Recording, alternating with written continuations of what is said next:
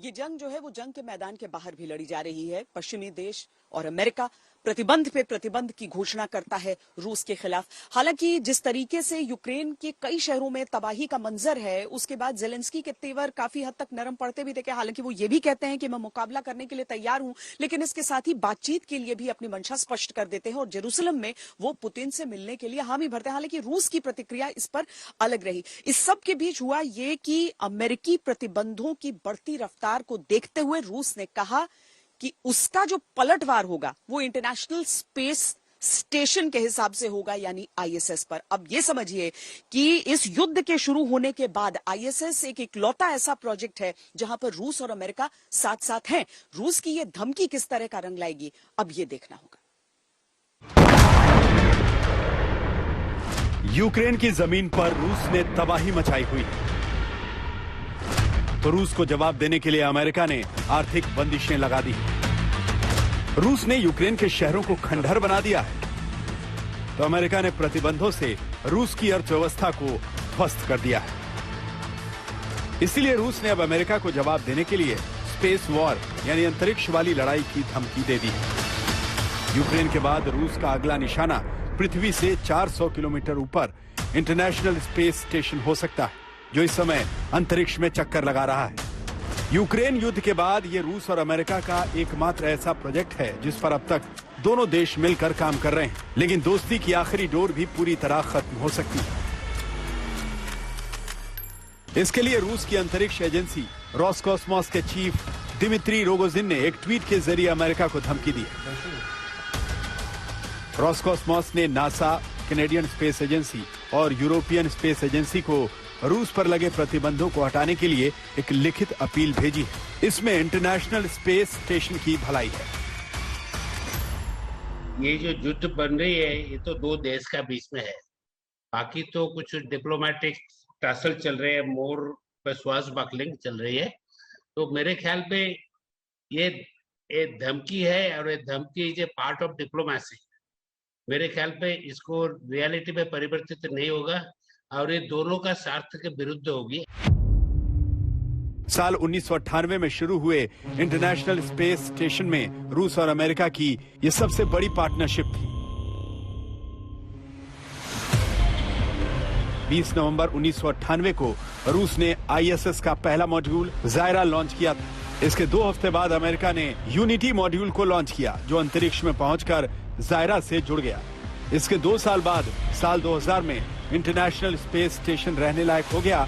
तब से अब तक इस स्टेशन के एक हिस्से को रूस तो दूसरे हिस्से को अमेरिका ऑपरेट करता है। लेकिन यूक्रेन युद्ध के बाद रूस इस स्टेशन को तबाह करने की धमकी लगातार देता आ रहा है। इससे पहले 25 फरवरी को दिमित्री रोगोजिन ने ट्वीट कर एक और धमकी दी थी। इसमें उन्होंने लिखा था, अगर आप हमारे साथ सहयोग को रोकते हैं तो इंटरनेशनल स्पेस स्टेशन को अनियंत्रित होकर कक्षा से बाहर आने और अमेरिका या यूरोप पर गिरने से कौन बचाएगा।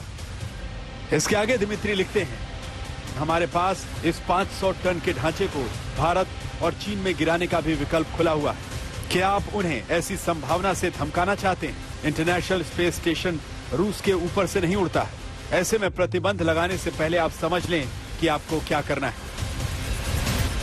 हम सभी ने एग्री किए, सभी देश मिलकर एग्री किए, space should be devoid of all the tension of conflicts on earth. सो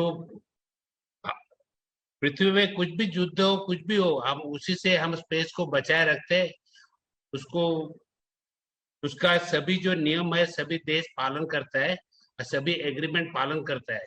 तो मेरे ख्याल पे इसमें हमको कुछ डरने का भी सोचने का भी नहीं है।